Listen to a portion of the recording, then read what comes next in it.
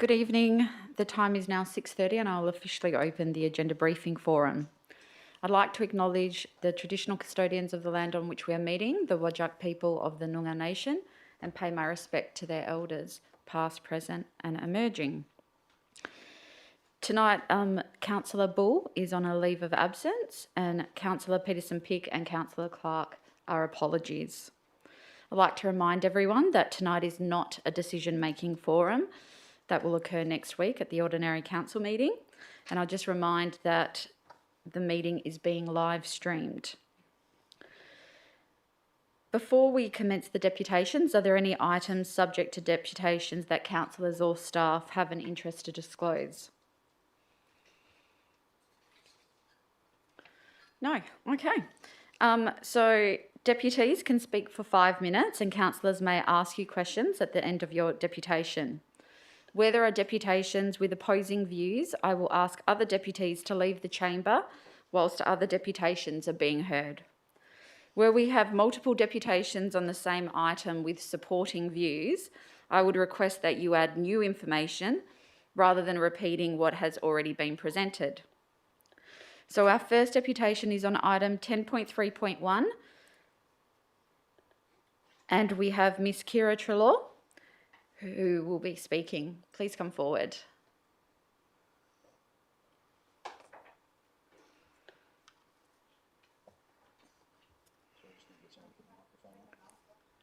You may, and we'll just get the microphone switched on.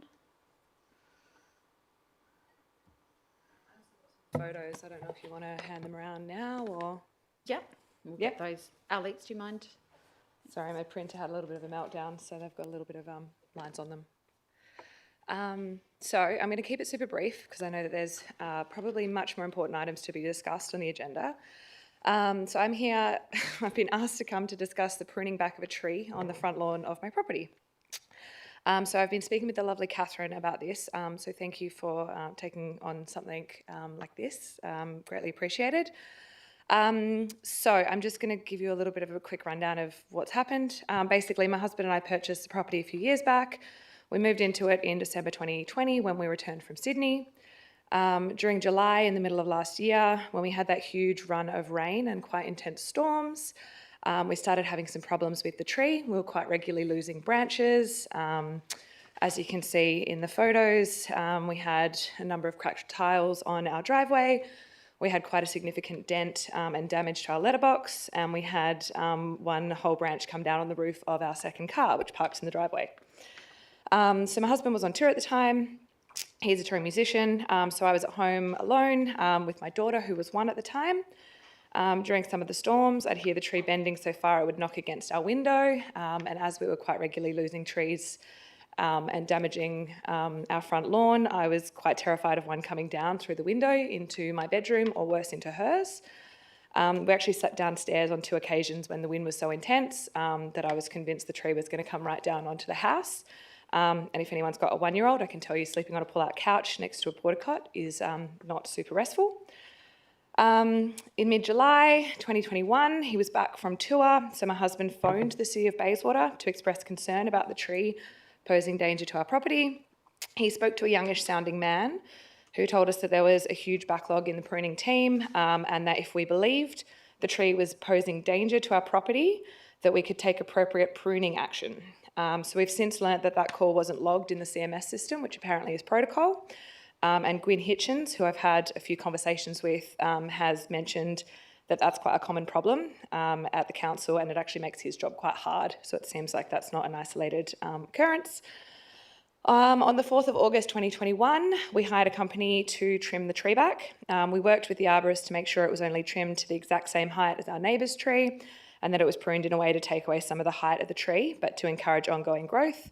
My dad's an environmentalist, my brother-in-law's a landscaper, so we had advice from both of them along the way on both the company to use and the method to prune. And as you can see from the photos, it's grown back in 5 months, so it's about 2 metres shorter than it was, but it's still flourishing and growing. In late September, a ranger visited our house to chat about the tree. We explained all of the above. He took a bunch of notes, he took a bunch of photos, and then he verbally told us that he could see no issue. I have requested copies of this report and the photos that were taken quite a few times, but I have not received. On the 27th of October, we received a note in our mailbox from Gwyn advising that a 3 metre by 3 metre sign was going to be erected on our lawn. On the 28th of October, I spoke to Gwyn on the phone and I provided an email follow-up outlining the situation. He was very sympathetic and said that he would do what he could do at his end. On the 5th of November, I received a reply that he was seeking the signage to be cancelled based on the information provided. And then on the 11th of November, I received an email that a 3 by 3 metre sign would shortly be installed on my lawn. So we spoke and he advised that although he was sympathetic to our situation, that I would now need to speak to my local councillor about getting the sign halted. The correspondence stated that the onus on providing proof to support our case would be on us. So as mentioned in conversation with Gwyn, he mentioned that although calls are supposed to be logged into a CMS, not all are, which causes some issues admin-wise in tracking. And I do have some concerns about a council putting the onus of evidence on residents when they don't actually keep adequate records of conversations themselves. I'm hoping to get this resolved soon, as we've put on hold a significant investment into landscaping our front lawn for fear of a new expensive retic system and brand new turf being damaged by a large 3 by 3 metre sign. Look, at the risk of sounding like a super cheesy 90s wedding speech, I wanted to finish by reading out the Merriam-Webster dictionary definition of vandalism, which states that vandalism is willful or malicious destruction or defacement of public or private property. So given the information presented, I'm hoping that you'll agree that us pruning our tree to protect our family and the property that we own does not fit this definition, and that the obscure punishment of having a huge sign erected on our lawn is an unnecessary expense to the council. Thank you. Thank you. I'll just ask councillors if they have any questions. Oh, sure. Deputy Mayor. Thank you. I better keep that on. Can you hear me okay? Yeah. I just want to ask if at any stage prior to notification of the sign coming out, was any other options given to you by any officers or anybody else at the city in terms of planting a replacement tree or paying a Halliwell valuation or anything like that? No, not at all. Okay, thanks. And I suppose, sorry, one follow-up one. As part of your future landscaping, is a tree incorporated into the new area? Yes, yeah. Okay, Yeah, thank so you. my brother-in-law's a landscaper. We're getting all new lawns, garden beds, and there's a garden bed going And there'll be a around. new tree in the front as well? Yeah, highlighting the tree. Thank We you. like the tree. We just don't want it to damage our house. any other questions, councillors? No. Thank you very much for your deputation. Thank you. The next deputation is in relation to item 10.3.2. Miss Penny Lee will be speaking.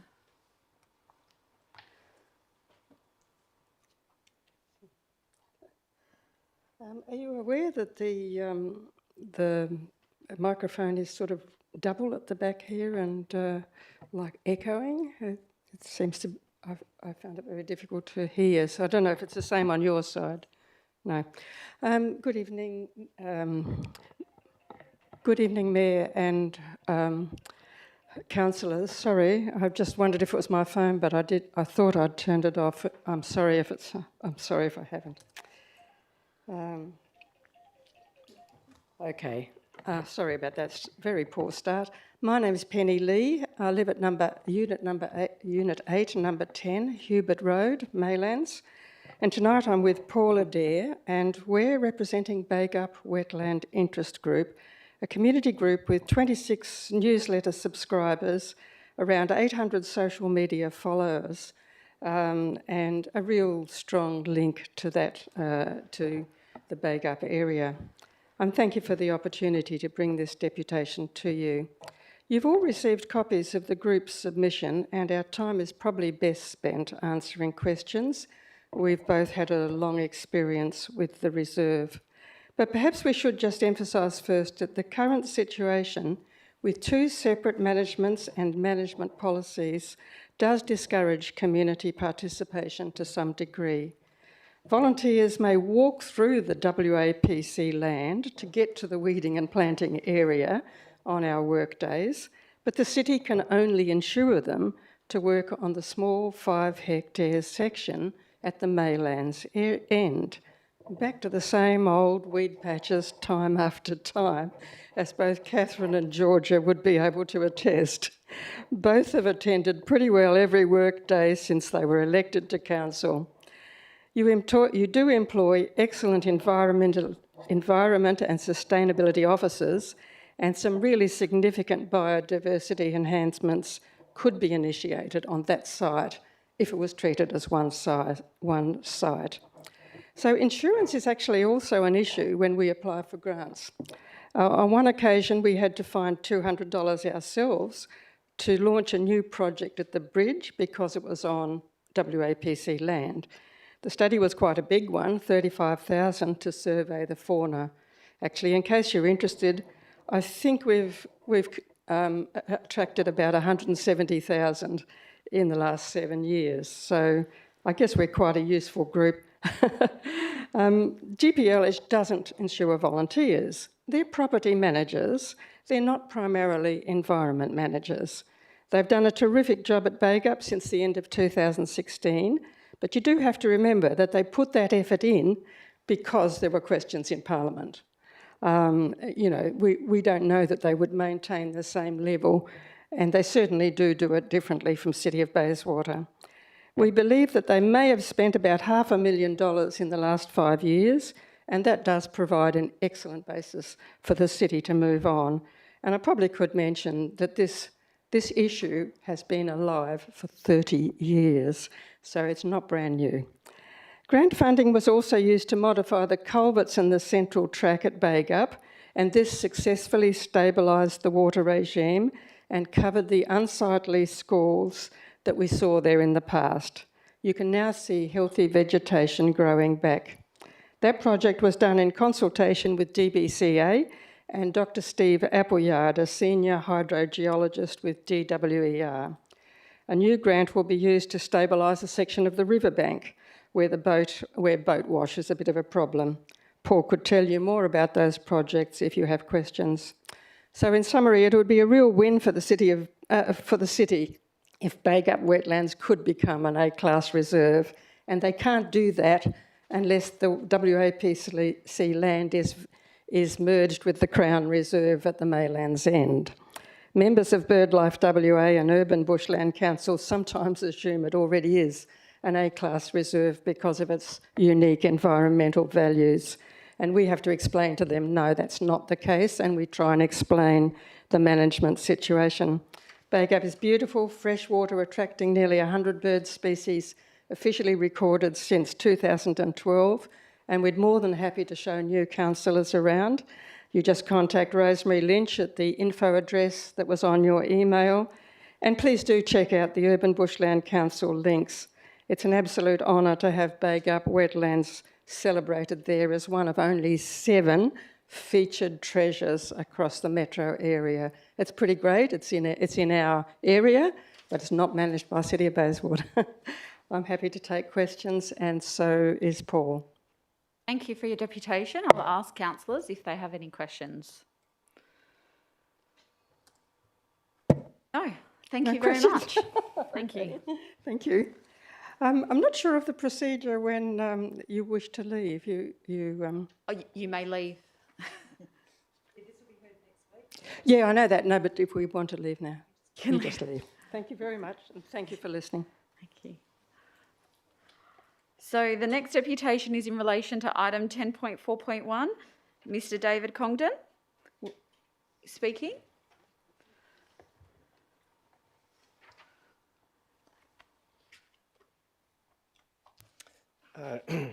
Good evening, and thank you, Mayor, Council members and the City of Bayswater for providing the opportunity for me to talk to item 10.4.1 relating to Amendment 95. So my name is David Condon. I'm acting on behalf of Urbis, who is representing the Vicinity Centre, who are the owners of the Morley Galleria Shopping Centre. We support the officer's recommendation of refusal and request that Council vote tonight to recommend that the WAPC and Minister not approve Amendment 95. The city's the city's retail hierarchy has developed over time based on the principles of orderly and proper planning, and it's been informed by both local and state planning frameworks to achieve a functional pattern of land use, which minimises the potential for land use conflict to occur. Put simply, this amendment doesn't support the principles of orderly and proper planning.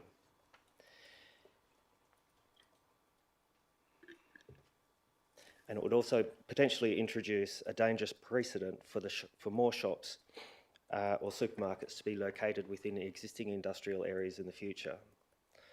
Whilst Vicinity does accept competitive market forces, it believes this should occur within an equitable application of the planning framework and the principles of orderly and proper planning.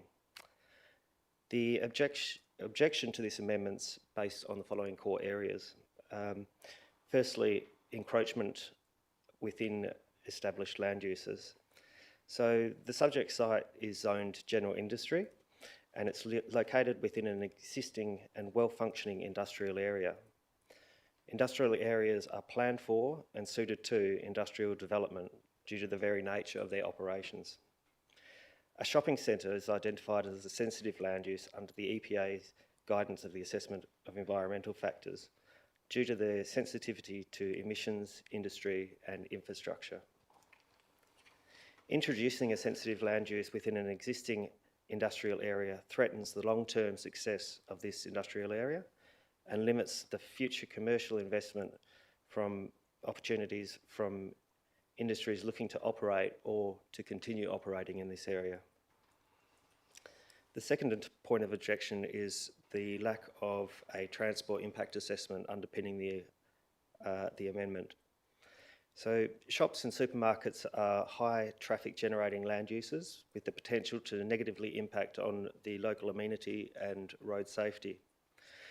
The WAPC's traffic impact assessment guideline states that traffic impact assessments are required for scheme amendments if an amendment results in a significant impact or large additional demand on the transport network. This amendment hasn't been informed by a traffic impact assessment, and concerningly it relies heavily on an assumption that introducing a shop in this location will do no harm. I'm certainly not a traffic expert by any means, but I do see problems with this particular site being located adjacent traffic signals and a rail crossing, and the impact a high traffic generating shop would have on the safety and functionality of the road network. Support for this amendment in the absence of a transport impact assessment simply doesn't support best practice.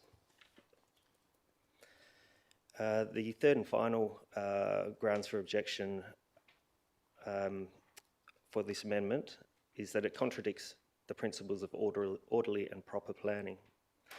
Not only does it introduce increased potential for land use conflict to occur, but it has the implications on the wider retail hierarchy within the Bayswater and Bassendean areas, including the Ashfield District Centre.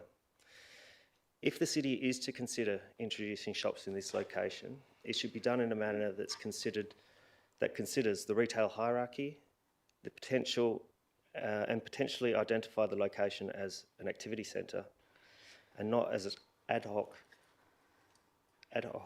spot rezoning that is considered without any technical investigations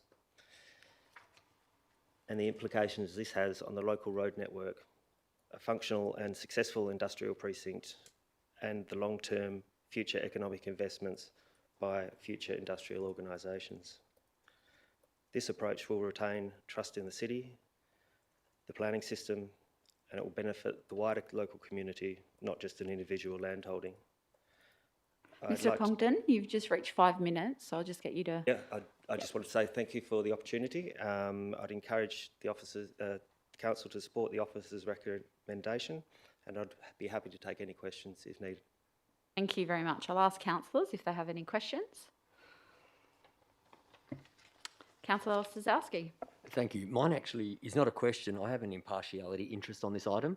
I know the owners of the planning company, Dynamic Planning and Development, so I know the owners, so I just wanted to let everyone know that's impartiality. Thank you. Any questions, councillors?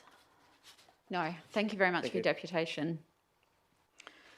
So the next deputation is in relation to item 10.4.1. Mr. James Lewison, please come forward.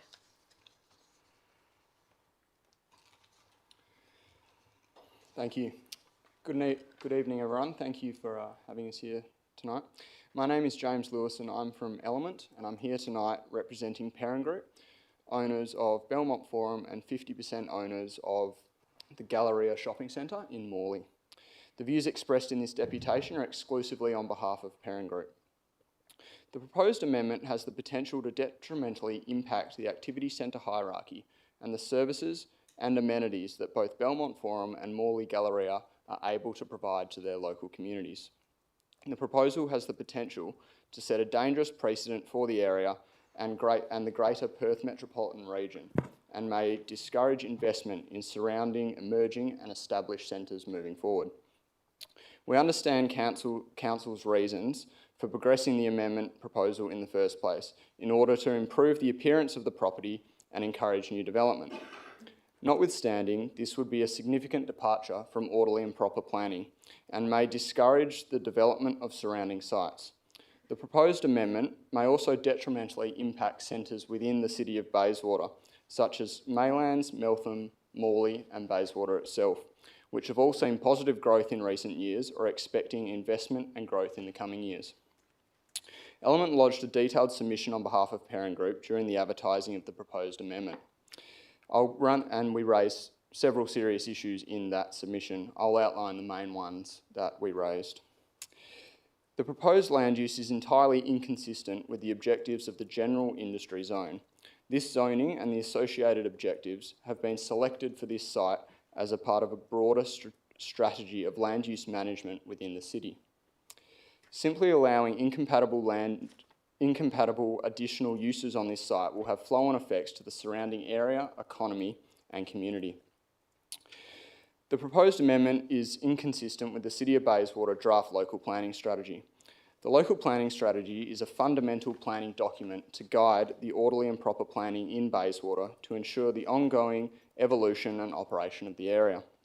The proposed amendment undermines the importance of the local planning strategy and the work undertaken by the City on that project to date.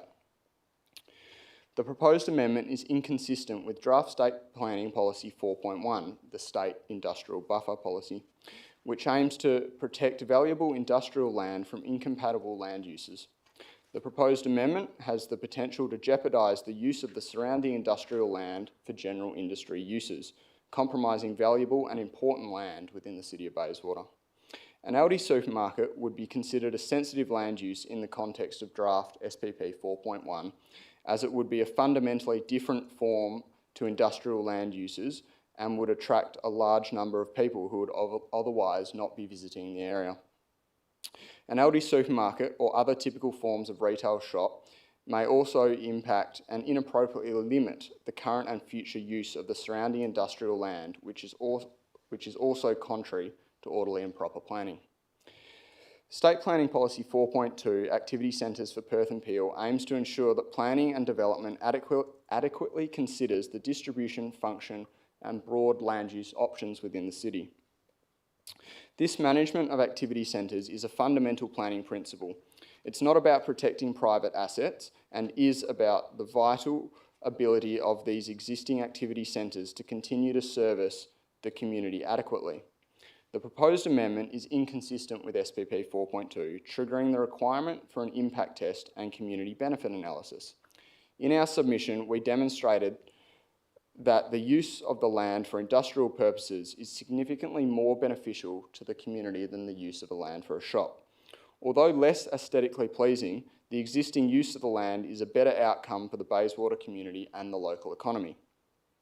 In addition, the out-of-centre nature of this development has the potential to decentralise the existing activity centres within Bayswater, damaging the businesses within those centres and limiting the services and amenities they are able to provide to the local community. Whilst we appreciate the concerns from councillors regarding the existing appearance of the development on the site, this reason is not valid or sufficient planning justification to depart from the principles of orderly and proper planning.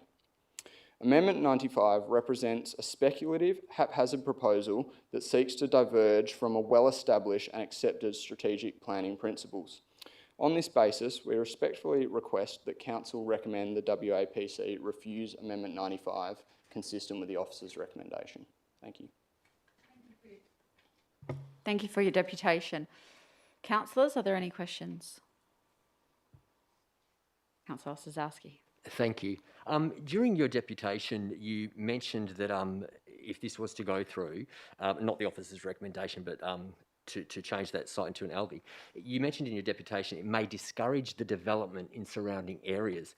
So what did you mean by this statement, and which surrounding areas are you talking about? So when I'm talking about that, I'm talking about the immediate surrounding area that is zoned that general industry.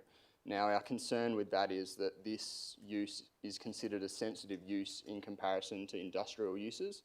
So in approving or facilitating a shop use on this site, it creates a use that is sensitive to general industry. So if you were an owner of a surrounding site or an adjoining site where you'd like to develop it for a general industry use, you would be discouraged from doing so due to the ALDI being incompatible. And that happens for a number of reasons. It's due to the general public regularly accessing the site, the traffic generated, the nature of the deliveries, and that's kind of a widely supported view in that we should be separating those uses. Yeah, correct. Just another question then. This is still an industrial zone. We're just allowing for a shop to go into this. Well, that's what was previously put out to the public, that it still remains industrial, but there'd just be the discretionary use of a shop. So it still stays industrial. Is that your understanding as well? That is our understanding, yeah, and the surrounding land would still be industrial as well. But we're concerned that this proposal, or one of our concerns, sorry, is that this proposal may limit or discourage the ability to develop that surrounding land in accordance with the general industry zone. Thank you. I don't believe there's any other questions. Thank you. The next deputation is in relation to 10.4.1. Mr. Aaron Lohman, if you could come forward.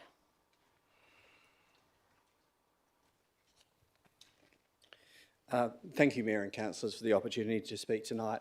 A lot of the matters that I wish to actually be addressed have been addressed by previous deputations, so I won't waste Council's time by repeating those same arguments, but I would like to add a couple of points to those.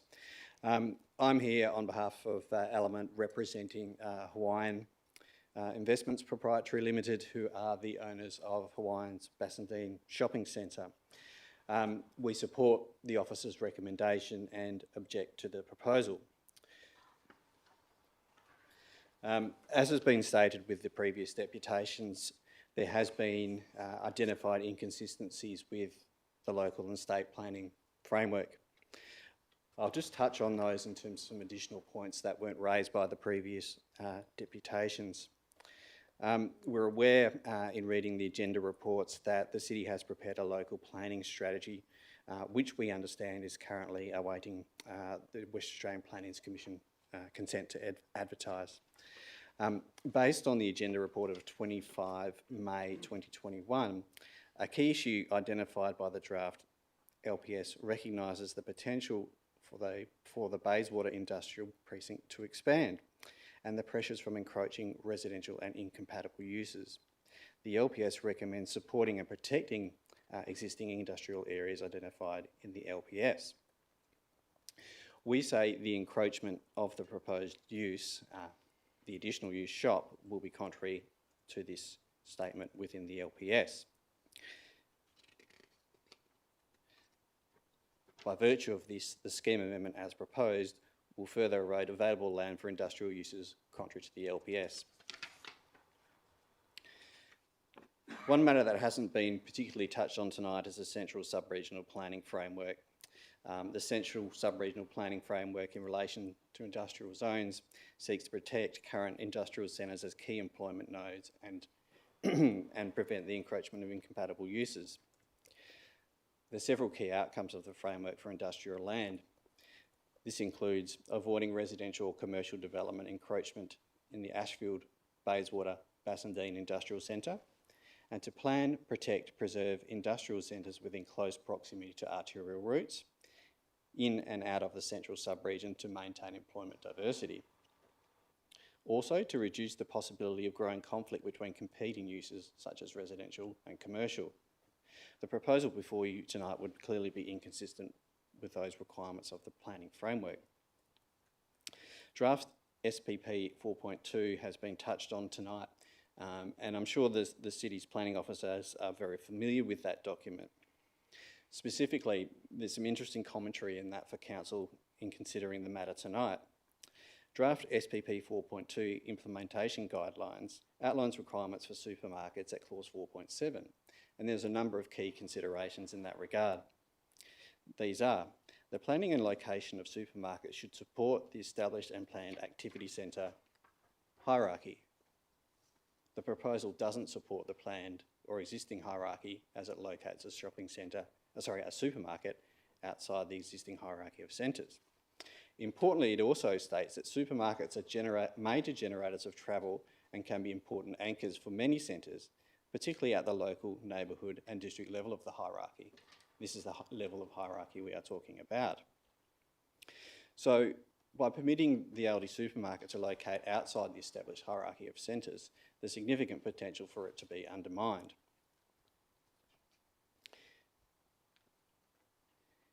In terms of the amendment, we also consider that it's perhaps complex rather than a standard amendment.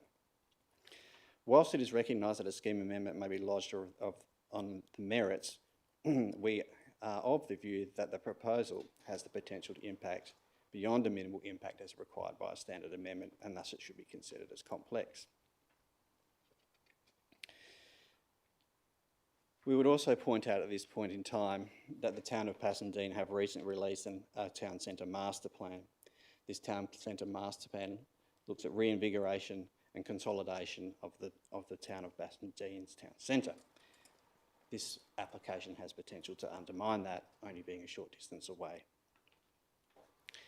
Having regard to the matters of inconsistency with the local and state planning framework and merits associated with the proposal, it's considered that the approval would be contrary to, it considered that the approval of the scheme amendment would be contrary to ordinary proper planning. Mr. Lohman, you've just hit 5 minutes. If you could please wrap up. Thank you. The preferable planning approach would be to consolidate an existing centre rather than disperse retail activity. Thank you for your time, councillors. Thank you. I'll ask if there's any questions. No questions, thank you. Thank you. The next deputation is in relation to item 10.4.1, Ms Kim Drubble. Hello, good evening, everyone. I'm also here in support of the officer's recommendation in relation to the proposed amendment 95. A lot has been said tonight about how it's inconsistent with planning frameworks, but I wanted to touch on how it's inconsistent with the economic development of the area as well. The proponent has submitted a retail sustainability assessment as part of their application, and I've reviewed said assessment. And I think two of the main conclusions of that sustainability assessment were A, that there was an additional need for floor space, supermarket floor space in the area. That conclusion was arrived at as a function of a trade area that was defined by the proponent's consultant. And I don't know if the graphic I sent in is available for viewing. So what you see before you is an overview of the trade area as it was established by the proponent's consultant for the particular development. And I think my observation here would be, and our observations are supported by retail gravity modeling we undertook in this specific regard. What this shows is that the color coding shows the likely market share that a retail use on this particular site would draw from the identified trade areas. Now, red areas, yellow areas, and orange areas show areas where there's a higher likelihood of a market share to be established by the proposed development.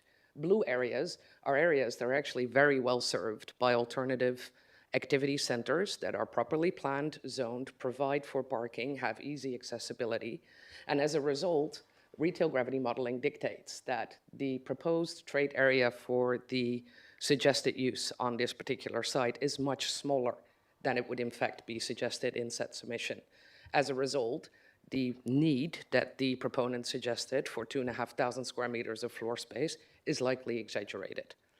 The second point I wanted to raise is that the study that was submitted concludes that the proposed development of a shop use on site would result in a net community benefit. Now, the only way to demonstrate a net community benefit, or the only way they do demonstrate that benefit in said study, is by suggesting that they would provide additional employment on site, so they're creating jobs. We've undertaken an economic impact assessment of said proposal, and we've relied on the study as provided by the proponent. We've also prepared an economic impact assessment on an industrial use on site, and I don't know if we have an overview of both of these. The second page, there you go. So if we compare the benefits derived from a shop use as compared to the benefits derived from an industrial use, you'll see that the ongoing benefits actually result in a variance of a loss of 50 jobs, in a loss of 6.4 million per annum in salaries and wages to said workers, and in a loss of 12.7 million of value add to the local economy. So I would conclude that, in fact, there is no net community benefit. As a matter of fact, changing to a shop use or allowing a shop use on said site would be detrimental to the community.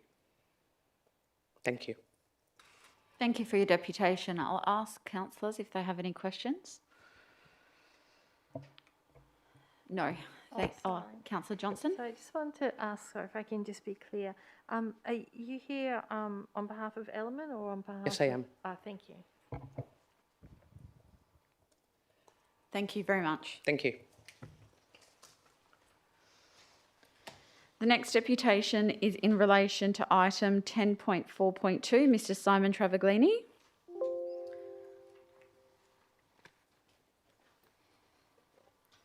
Thank you. I'd like to talk about how I was contacted by Representative Aveling Holmes on the 22nd of November and informed that my objection to council would be dismissed. I would like to talk about the cease and desist letter I received from Fabian Shardani, a lawyer acting for Aveling Holmes, and the further two letters after that. I would like to talk about the $380,000 fine that Aveling Holmes was granted by the ACCC for misleading conduct. And I would like to talk about how my original submission to Adam Dyson on the 24th of November was edited to the point that the version you see before you no longer conveys its intent. But I've only been afforded 24 hours to prepare this deputation and 5 minutes of the council's time to deliver it. We are in a unique situation with the R code variations, unique in the fact that my property shares two boundaries with 34A Arundel Street, not the normal one boundary shared by neighbours. As such, and considering the other boundary will be furnishing the garage of the new dwelling, it is easy to see that I am really the only neighbour affected and likely the only neighbour to have an objection.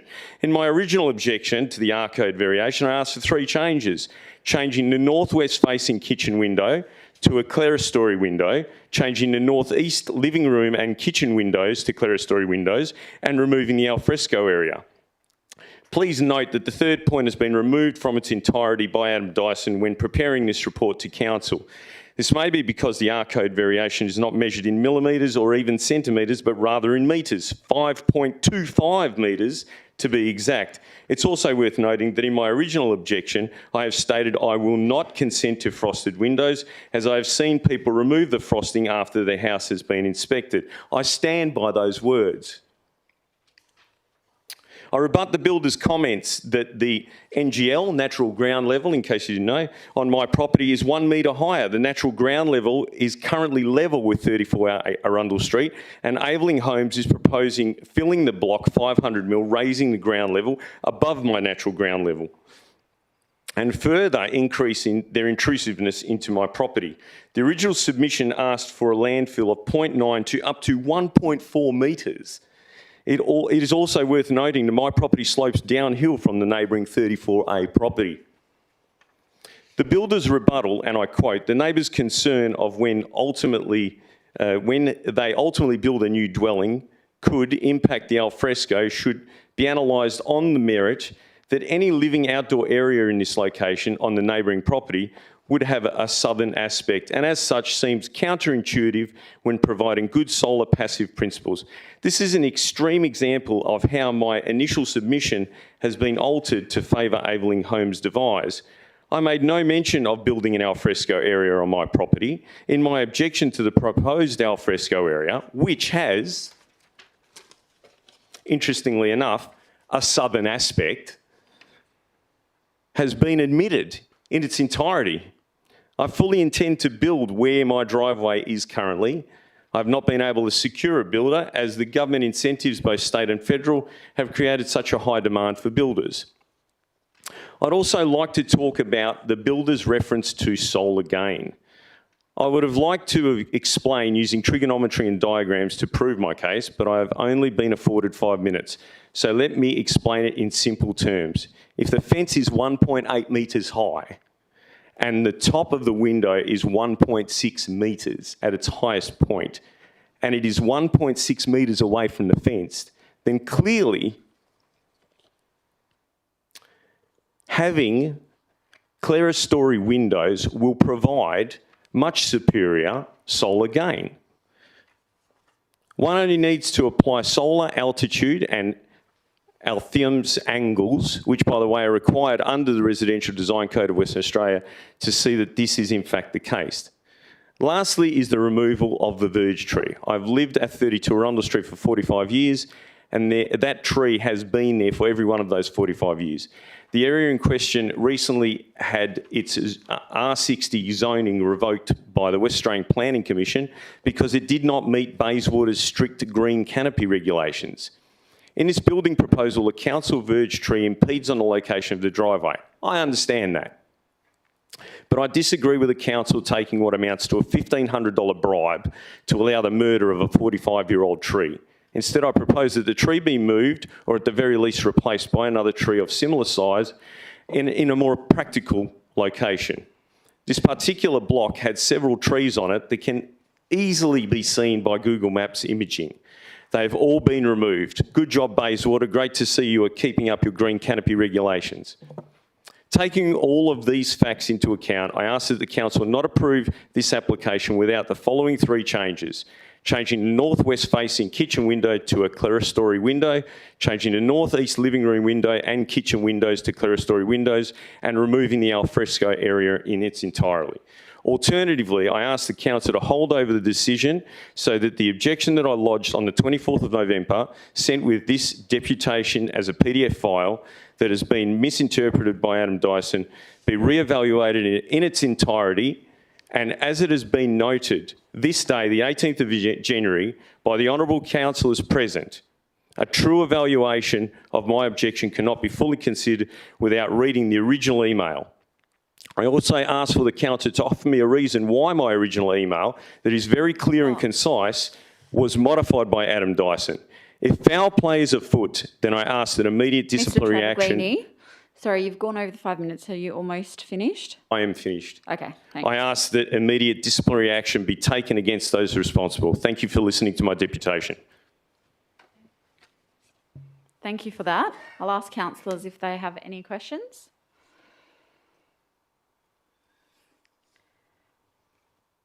I have one question, and sorry to sound a bit ignorant, but what is a clerestory window, if you could? Basically, when you see a row of windows at the top of a wall, Okay, yep. considering how close the fence is going to be, you're only going to get light in if you do it like that. Okay, thank you. And the fact that they've deliberately asked in the second submission for frosting on the windows, you know, just rings alarm bells for me. It's a common practice in the building industry to put the frosting there, get the approval and then peel it off the window because it's no longer sandblasted on, it's merely a plastic coating. Okay, thank you very much. The next deputation that we've received is a written deputation in relation to item 10.4.3 from Ms. Pearl Chalupka. I'm going to ask councillors if they can confirm that they've received it and read this deputation. Can I get confirmation? Everybody has. So what I'm going to do, it is in relation to the proposed event permit for Peninsula Farm. Just want to make it public that this deputation is available on the website. It will be posted on the website And I've received confirmation that councillors have read it. So we'll move on. The next deputation is item 10.4.3. Yes, Councillor Palmer. Thank you very much, Madam Mayor. Am I able to ask questions on this deputation at the end of the meeting? Absolutely. Thank you very much. Thank you. The next item is, the next deputation is in relation to item 10.4.3. Mr. Kenneth George would like to speak. Please come forward. And sorry, just before you commence, I just need to check. The next deputy is Mr. Julian Donaldson, who hasn't indicated if he'll be speaking for or against. And I just need to confirm that in case they need to leave the room. So, Mr. Donaldson, can I ask, are you speaking for or against the officer's recommendation? Well, it's a bit of both actually, parts of it for and parts of it against, but I'm happy to leave the room if you'd like me to. If you don't mind leaving the room during this one. Thank you. So, Mr. George, you can go ahead. Thank you to the Mayor and Council for allowing us to speak. We are speaking against the National Trust proposal for a permit application and speaking for the City of Bayswater officers' recommendations. We wish to speak in support of the City of Bayswater officers' recommendations as detailed in option 1 within the Ordinary Council meeting agenda for the 25th of January 2022, and we feel that these comments are appropriate. The officers' recommendations cover the main points of concern raised in the recent submissions to Council by us and others in regards to the National Trust application for commercial events to be held at Peninsula Farm. The recommendation and observations include, but are not limited to, noise, toilets, environmental impact, heritage, the purpose of the reserve, hours of operation, traffic and car parking, event management and on-site liquor consumption. Many of these points include detailed comment in the recommendations which certainly reflect the concerns of this deputation. It's also opportune to reiterate that the community that we're representing has never had any issue with the community events that are included in these recommendations. In fact, many of the members of this committee happily attend and join in these events such as Carol's by Candlelight, Anzac Day, etc. Sorry if I'm speaking a little bit quick, a little bit to get through. The attempts by National Trust and others to commercialise Peninsula Reserve has been a lingering frustration and cause for great angst to the ageing demographic in the area, and have mostly been deemed by the wider community to be not appropriate for a heritage site, its environment and cultural values, as well as its close proximity to a residential area. Each attempt has been rejected based on its potential impact on the residents, ratepayers and the general community. Following a call for submissions in 2008, a decision was reached, and in 2009, the DBCA, then the Swan River Trust, granted a 10-year event permit to the National Trust to host community events, including Anzac Day, Carol's by Candlelight events. However, this permit was restricted to community events and did not include commercial events. It also disallowed the use of the cafe for commercial functions and limited operating hours between 8 and 6. This approach has sat well with the local residents over that 10-year period. Daily, we see a steady flow of people quietly enjoying the grounds, the cafe, the area in general, and most, one would think, attempting to escape the noise and bustle of modern commercial life. Commercialisation should be resident in the existing commercial centres, not in a quiet area adjacent to the river. We applaud the observations and conclusions made by the officers of Council, which shows a consistency of approach through some 21 years of different officers and moving public views. Their recommendations limit the nearby and extended area impact, parking, noise disruption, etc., while also being respectful of cultural heritage. We need areas for calm contemplation, not rowdy, alcohol-fuelled events, and we have that serenity now. Your council officers have listed 3 options. We are in support of option 1. which states, and I quote, Council advises the DBCA the application is supported in part and in accordance with the officer's recommendations. The risks associated with this option is considered to be reduced due to the reasons given for the officer's recommendations. 2 and 3 we do not support at all. We request that Council adopt the officer's recommendations, option 1, that allows existing community function to continue but denies the National Trust to commercialise the site via intended events and functions. We ask that you, the councillors, respect the detailed recommendations of your officers and ratepayers of Maylands, which reflect the submissions made by the community recently. The City Officer's summary, and if you mind that I quote this, summarise the purposes of the reserve and conclusions as follows. Peninsula Farm is reserved for the purpose of parks and recreation. The proposed infrequent community events are considered to be in keeping with the intent of the reserve. However, proposed commercial events are not considered to offer a community benefit and may preclude public access to the reserves being private events.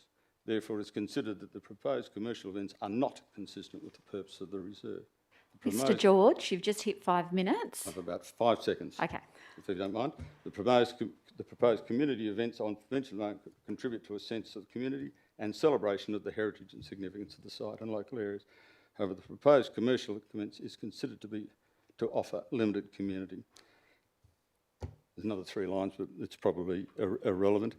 Thank you very much for listening to us. If there are any questions, Mr. Dawes, one of our deputies, has agreed to stand up and be the buffer for those. Sure. I'll just ask councillors if there are any questions.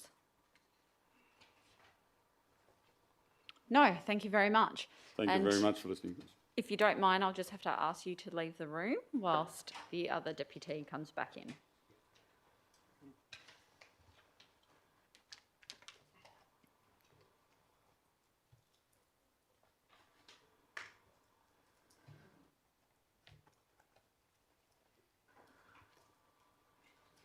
Thank you.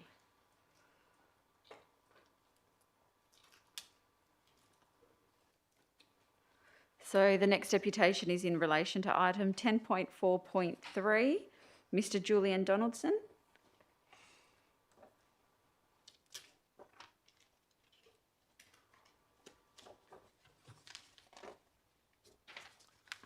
Good evening, Mayor and Councillors. Thank you for the opportunity to make this submission to you.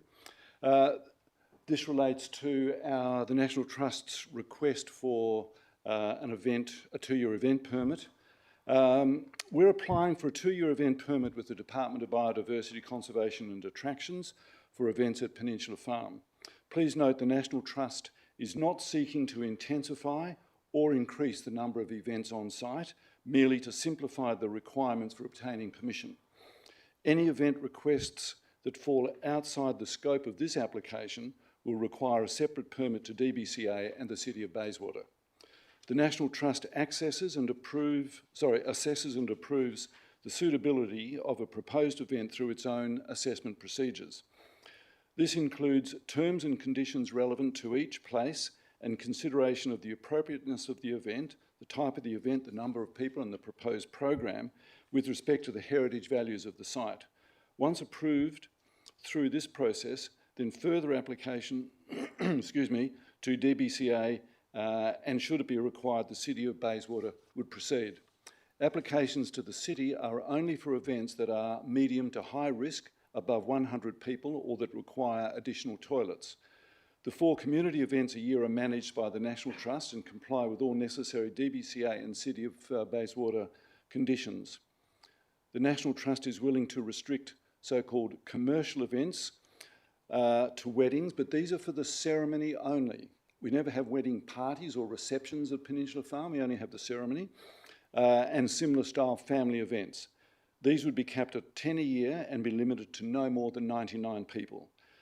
These events are assessed for their suitability to the heritage values of the site and only approved once strict terms and conditions are agreed to. The nature and style of events allowed by the National Trust at its heritage place renders irrelevant a number of the issues raised in relation to noise, odour, erosion and the impact on flora and fauna. Other issues, such as parking and waste management, are managed by the Department of Health and the local government regulations, and we comply with those. As there is no external lighting on site, events conclude by dusk. Any additional lighting is limited to situational lighting to allow for packing up and safe egress off the site. A development application is currently being prepared for submission to DBCA for a new toilet block, which includes universal access facilities. We hope the City of Bayswater supports the National Trust's endeavours to protect the heritage values of Peninsula Farm and to make them available to the public, providing at the same time access to the beautiful and spiritually significant Swan River, Derbyl Yerrigan, an important community asset that should be available to all, not a select few. With respect, the National Trust submits that the officer's conclusion misinterprets our intention by focusing on commercial events, and in so doing, while accepting that community events are a benefit, fails to recognise the total community benefit that the National Trust aims to provide in activating and making accessible this significant heritage place set on the banks of our beautiful river. Thank you. Thank you very much. I'll ask councillors if they have any questions. Councillor Palmer? Thank you very much for your deputation, Mr. Donaldson. You say a minimum of 99 people at a wedding reception. Yep. Is there a time limit on one wedding reception? Is it going to be for 2 hours, 3 hours? Do you know? No, not wedding receptions, wedding ceremonies. Ceremony then, yep. So how long is the ceremony? Well, I guess it depends on the faith. Most wedding ceremonies now are often in a public space like this conducted by a civil celebrant, and they don't usually go more than about 20 minutes. So if you add to that perhaps some photography or the like, I don't see them going a very long time. I'm not aware of any ceremonies which have taken more than an hour or so on site. What about Christian faith? They take 1 hour mass, singing, getting married. Do you think that would be long? We've never had one of those on site, but once again, if there was fear of noise, then that would be something which we would be aware of before the application was made. Okay, and can I ask another question, please, with regard to Noongar consultation and archaeological discoveries that have been there recently and confirmed? Has that been taken into consideration by the National Trust? Well, that's not really relevant to this submission because this is around an event submission. However, I might add for the Council's broader information, the National Trust recently met with a Noongar reference group which we are establishing for Peninsula Farm. We've accessed through Noongar consultancies a group of families who can speak for that place, and we've very definitely spoken with them and indeed had them agree to join us in telling stories of place. Recent archaeological investigations were held in association with Noongar custodians, so that as they were and as such were carried out in an appropriate way. Okay, thank you very much for that information. Is that group the group that are normally consistent there? There's no normal Noongar group associated with Peninsula Farm. We've been using a consultant who's got, from his understandings of familial connections, a group of family representatives to attend the place. Thank you. Deputy Mayor? Yeah, thank you. Sorry, just seeking a point of clarification because I thought I heard you say during the deputation that wedding ceremonies or family birthdays would be capped at a maximum of 99 people. However, you can just confirmed with Councillor Palmer when she said a minimum of 99 people. Oh, I do beg your pardon. So a maximum of 99 people, no. Maximum of 99? I do beg your pardon. There's a slip of the tongue. Okay, thank you. Yep, sorry, I just need that clarification. Thanks. I have a few questions. Just in regards to what they're considering commercial events, and you stated it would be wedding ceremonies and potentially birthdays, is that correct? Yes. Yep. And did you state during the deputation capped at how many per year? No, capped at 10. 10 events? Yes. And may I ask, has that information in terms of like weddings, and you're stating it's ceremony only, has that been communicated with the nearby residents during consultation? Not recently, no. No, we've not gone to the residents for this. I believe the city went to the residents around this plan, but we've not. No. Okay. Thank you very much. Thank you.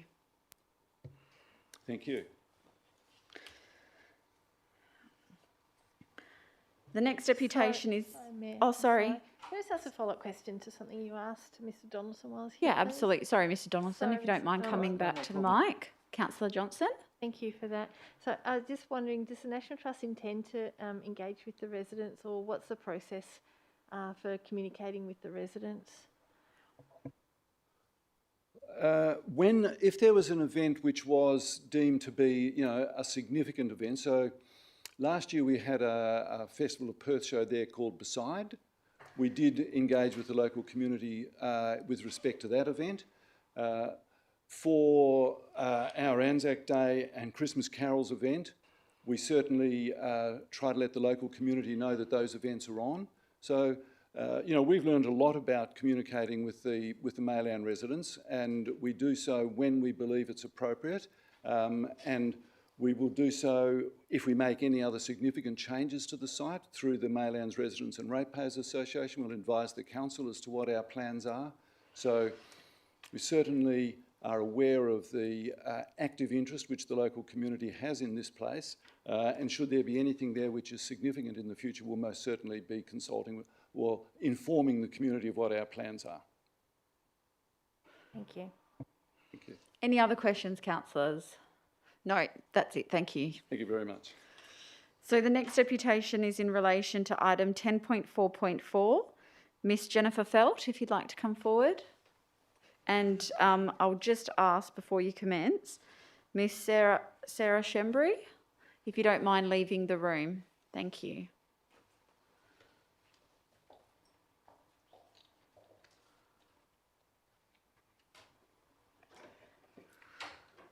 Please excuse if I'm a little bit nervous. I've never done this.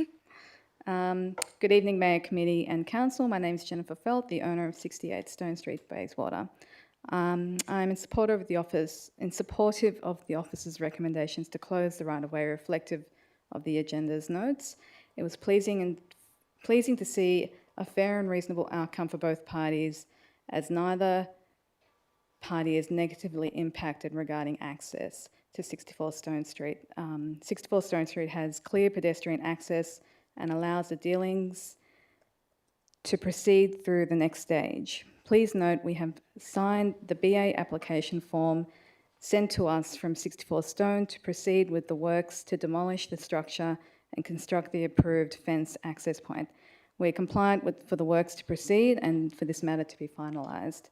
We appreciate the time spent on this matter, and we thank the councillors or the council's support for their recommendations and for this to proceed in accordance with the council's next steps. Thank you for your time. Thank you.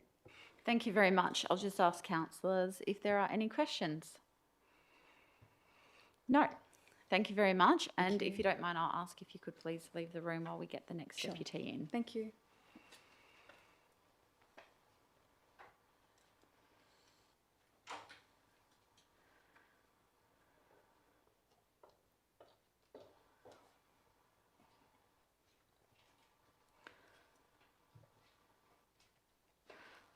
So the next deputation is in relation to item 10.4.4, and we have Miss Sarah Shembry speaking on behalf. I had some slides. I'll just check if we've got those. Yes. Yep. Okay, they're on the screen. Is there a...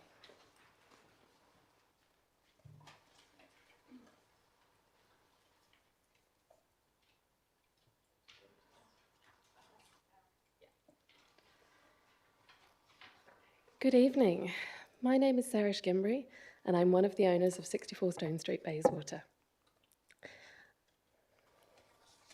I come to you tonight to present my concerns on the recommendations made for the Norco Way right-of-way, focusing on our objection to the sale has been misrepresented and is suggesting an unfair and unreasonable proposal that exclusively disadvantages 64 Stone Street. The in-principle intent to purchase agreement and our alternative land division proposed has not been included or addressed by the officer. Whilst the officer has made a proposal on what was to be fair and equitable. We dispute that it has been and believe 64 Stone Street has been unfairly disadvantaged, given the current proposal provides us with 3 of the 4 walls of our existing structure and places a soakwell within the proposed neighbouring lot. It removes the logical and functional means of accessing the rear of our property, suggesting ascending an uneven embankment onto the neighbouring driveway rather than the continual level access from the right-of-way. And it sets a precedent of rewarding illegal behaviour and recognising illegal structures as a legitimate claim to land. At approximately 4 p.m. on Friday, we were advised verbally that the basis for the land division was the driveways, crossover and retaining walls were now being considered structures. Many right-of-way throughout the city of Bayswater are paved and with retaining for the benefit of all adjoining lots and to facilitate access to multiple properties. We believe that the paved area is to the benefit of both lots and does not entitle 66 Stone Street for the exclusive rights or use of the right-of-way, that the crossover and rubble retaining walls are outside of the right-of-way and irrelevant to the consideration of encroaching structures, and the dirt embankment is not an encroaching structure. The end of the right-of-way is a dirt embankment with rubble dumped upon it that we do not agree is an encroaching structure. We had previously clarified and were assured by the building compliance team when the rubble was illegally dumped there approximately 18 months ago that its presence would not be a consideration in the allocation of or claim to land. We have received development approval for all rubble to be removed and a sloped, natural, grassed and reticulated embankment to be restored, along with a doorway for rear access to the property as demonstrated by this artistic impression. This development approval supersedes the presence of illegally dumped rubble on the embankment, further demonstrating its current configuration irrelevant. 64 Stone Street accepted the intent to purchase, provisional on the driveway and our property's access being allocated to Crown land, as we believe was initially attended by the original responsible officer. We were not advised of the distribution of Crown land prior to advertising and are unlikely to proceed based on the current division. An alternative land division was proposed in our objection to the advertised sale and has not been included nor addressed by the officer. This would enable all affected parties to maintain access and relieve council of the concerns surrounding the lower retaining wall responsibility, but this has been misrepresented and not discussed by the officer in their report. We've divided the areas as follows. Area A is currently encroached by the pool store associated with our lot. Area B provides access to our lot from Norco Way, does not contain any structures and is of particular importance for us to maintain access. Area C consists of a retaining wall and the neighbours' access into their garage. And Area D consists of an area that 66 Stone Street has inappropriately fenced in. Our alternative approach is that areas D and C be amalgamated into 66 Stone Street, Area B be converted to Crown land for the purpose of road reserve or right-of-way, and Area A to be amalgamated into 64 Stone Street. In conclusion, we believe the current proposal unfairly and unreasonably disadvantages 64 Stone Street by removing functional access to the rear of the property and creating a situation whereby one of our 4 walls and the soakwell are in the neighbouring lot. We believe the basis of land distribution on existing structures to be factually incorrect or irrelevant. We object to the current division of Crown land allocation and are unlikely to proceed with the intent to purchase, and request a review of the division of Crown land allocation to maintain fair and reasonable access to both properties. Thank you for your time and considerations of our objections. This presentation contains far more details than I've had the time to discuss, should you wish to review your copy. Thank you very much. I'll ask councillors if they have any questions. Councillor Johnson. Thank you. I will just note that I do know the residents of the other one, 66. So I'll call that an impartial interest. So I just wonder if you can clarify. Sorry, I'm looking at the slides. Sorry, I hope you can hear me okay. So I'm looking at the slide, and I think the one you just talked about on page 7, that's got the A, B, C and D, the little orange bits. Yeah, that one there. So I can see that A is a bit of a, it's not a rectangle, it's got a bit cut out of it. Can you explain to me what's on that? So there is actually some blue arrows that go across the layout. So that little bit that's impeding in the orange corner is part of a blue arrow.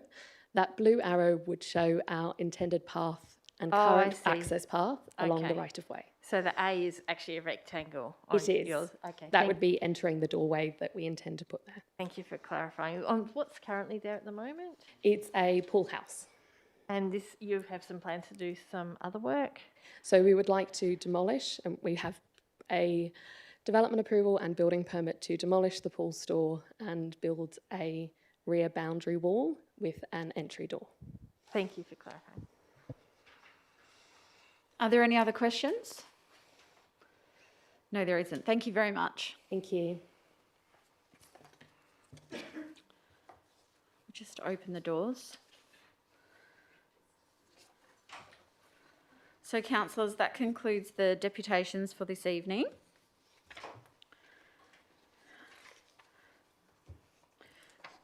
I'll go to items. The next. So we'll go through the items that were subject to a deputation if you have questions for officers. So the first item is 10.3.1, the tree vandalism. Are there any questions to officers on that item? Councillor Ostaszewski. Thank you. I'm just wondering why the city's officers did not explore all of the options with the owner at 1 Sussex Street in regards to, well, why they did not explore the option of the replacement trees. I'll go to the director. I mean, if I can just, interrupt. I understand a letter was sent to the residents and they did receive a QR code and a website to go and look at the policy and their options, but I'm just wondering why the city didn't actively speak to the residents about their options. Thank you.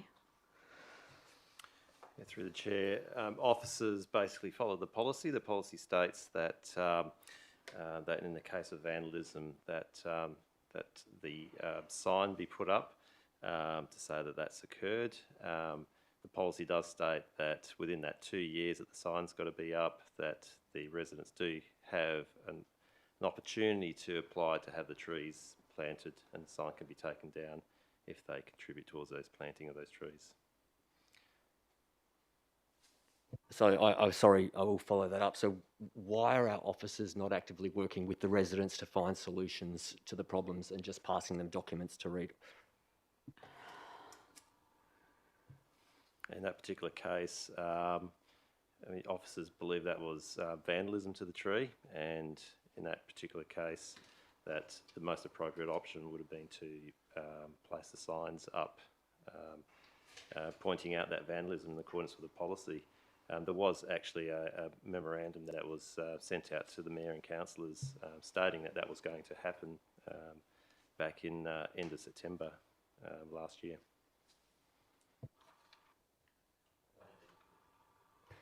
I could ask my question again, but I don't seem to be getting the answer I want, so I'm just going to leave it at that. Thank you. Any other questions on this item? Okay, thank you, councillors.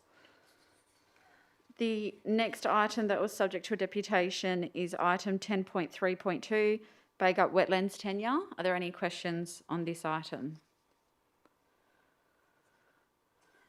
No. The next item is 10.4.1, the proposed amendment to number 95 to town planning scheme. Are there any questions on this item? Councillor Johnson. Thank you. I probably just want some clarity about some of the things that were raised in the deputations with regard to like the planning structures, and especially that comment. There was a lot of reference to the orderly and proper planning, and just and also a comment about whether this is a complex or standard. So I'm just wondering if I can get some clarity about how we apply those things to our decision making, and also the relevance of the central sub-regional planning framework that was mentioned in deputation, and SPP 4.2, which is a draft. So I'm wondering how, how we weigh that when we're making this decision. Should I go to the manager? Principal?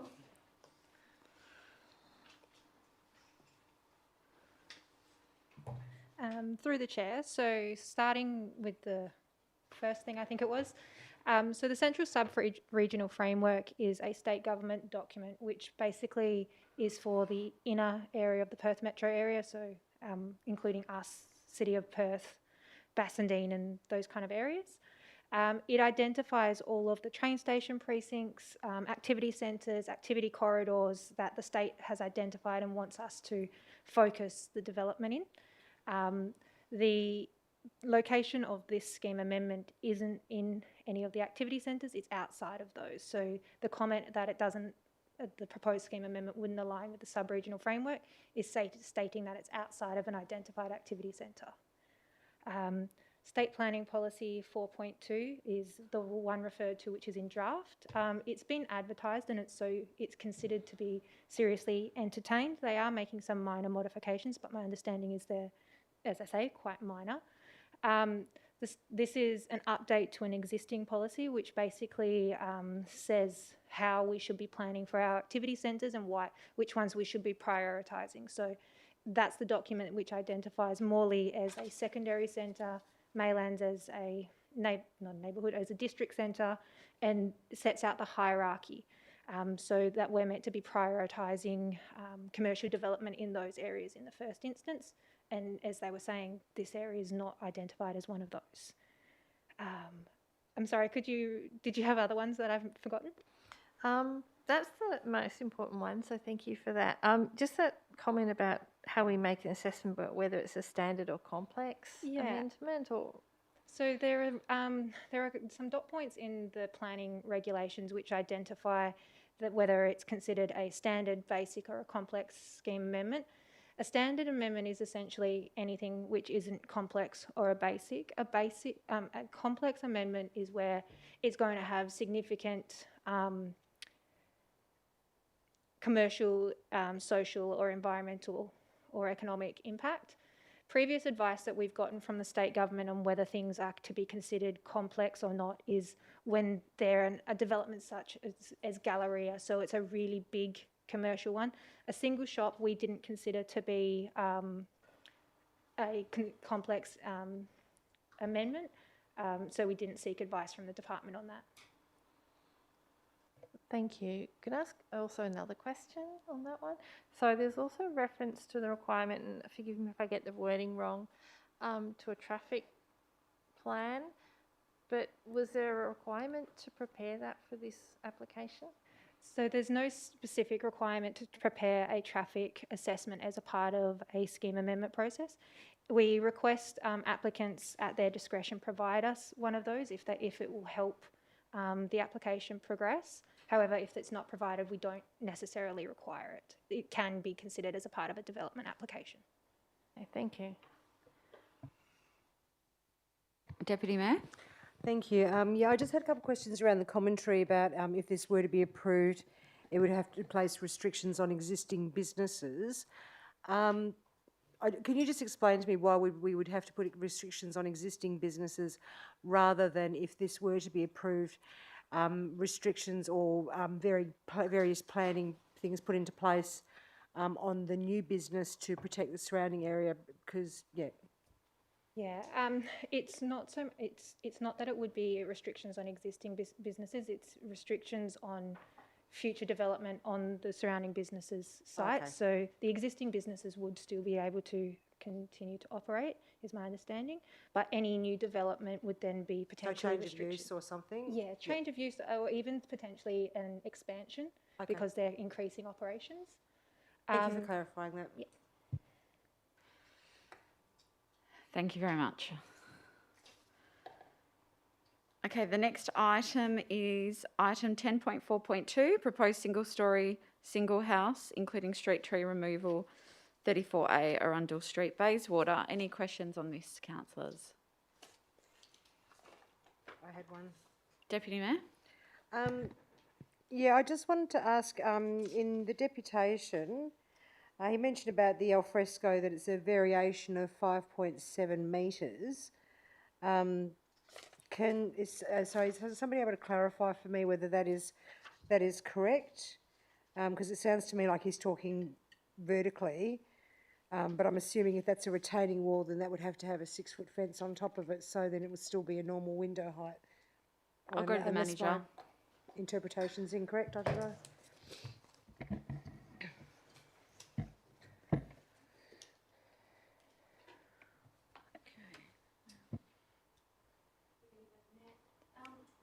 I don't believe your microphone's on.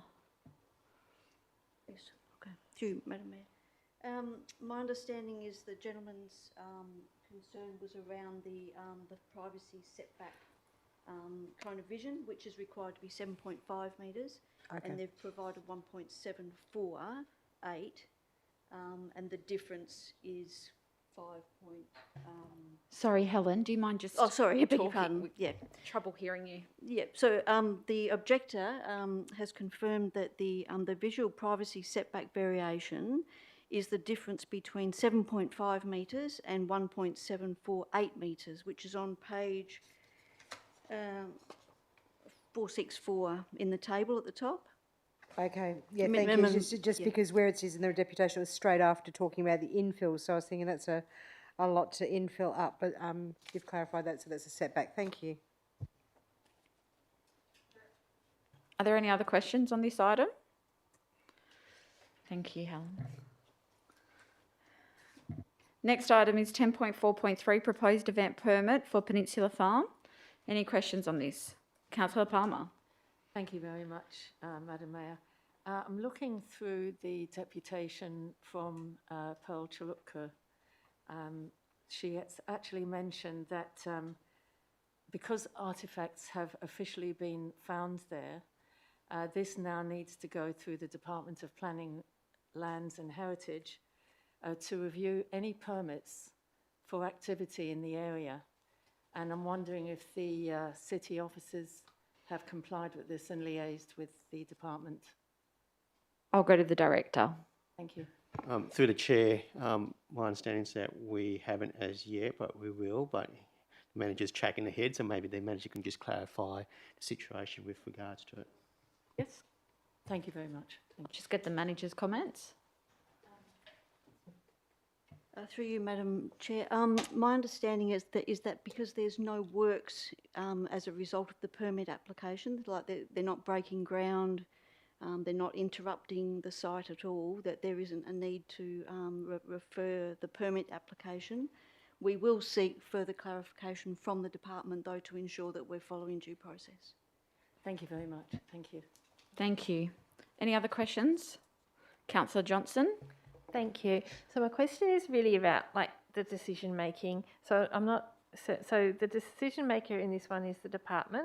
So what role does the city have? Are we just making comment, or do we have a formal role in the land management? I'm just not. Just want to seek clarification. Yeah, on that. I'll go to the director. Yeah, if I can, through the chair, basically we're, the city or the council is a referral agency in this particular instance, so we'll just be providing our comments and recommendations to the Department of Biodiversity, Conservation and Attractions, who the decision makers are in regards to this particular permit.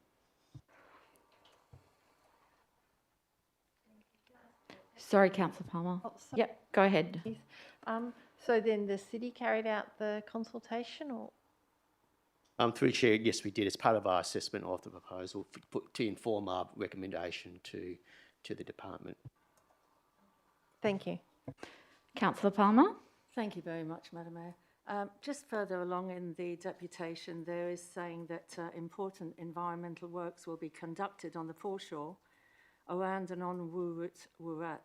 This can't go ahead without Noongar consultation and archaeological oversight. So it's not just the permits for events that we're discussing. We're also discussing the future archaeological events that are going to occur, and that Noongar consultation should be really with the people concerned in that area, not just a chosen few by the National Trust. Thank you. Is there a question, Councillor Palmer? That was it, that we are going to make sure that the environmental works go through the blessing of the Noongar consultation and archaeological oversights. Through the chair, we can look at that.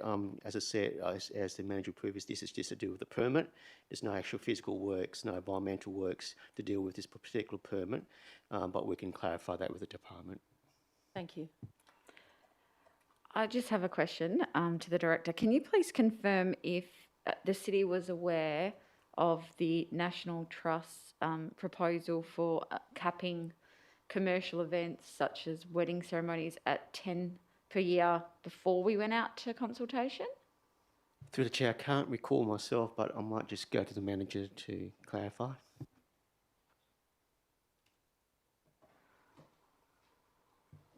Through you, Madam Mayor, or to you, we actually met with the National Trust with officers of the DBCA at the DBCA. We talked at length as to what their proposal actually involved.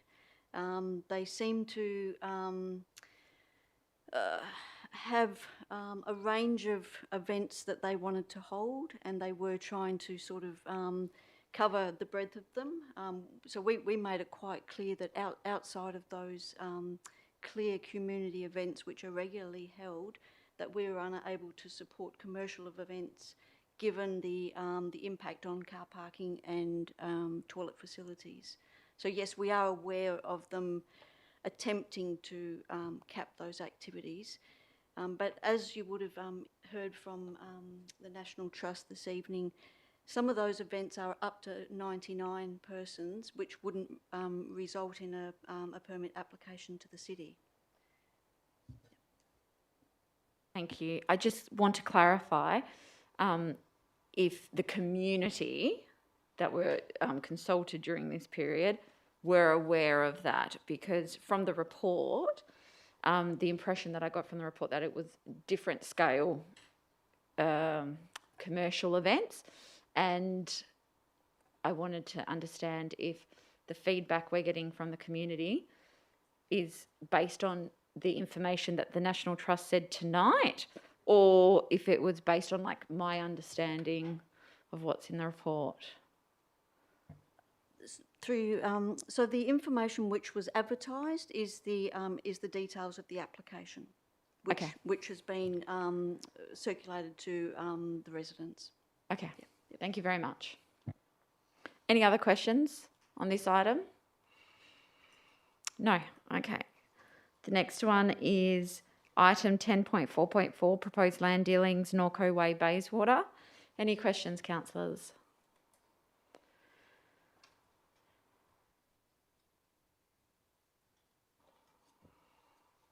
I have a question on this, and I'll direct it to the manager or the principal, if you don't mind. Just in terms of one of the deputies stated that given the officer's recommendation, they're unlikely to proceed with the purchase. What impact does that have on the neighbours if one doesn't proceed? Through the chair, my understanding from the Department of Planning is that it could still proceed, and then the remainder of the lot would just be returned as right of way to the city for our ownership.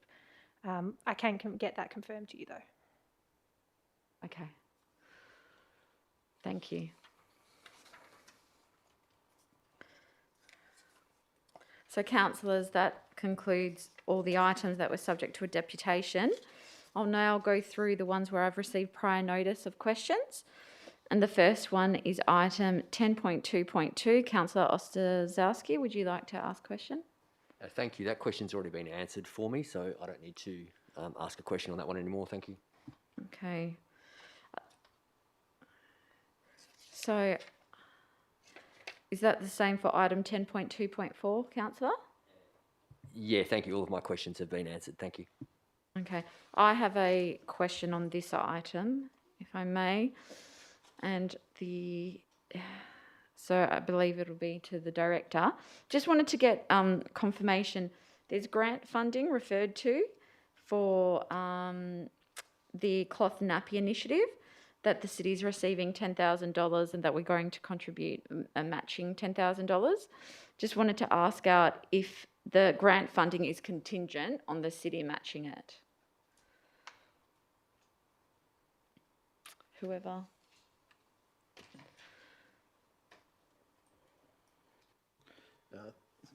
Thank you, through the Mayor. I'll take it on notice. I believe it is, but I'll have to confirm that. Okay, thank you very much. Do councillors have any questions on this item? No. Okay. So that's all that I've been notified that councillors have questions. I'll go around the table. Anything? No. No. Councillor Sutherland, any? Deputy Mayor, Councillor Johnson. Okay.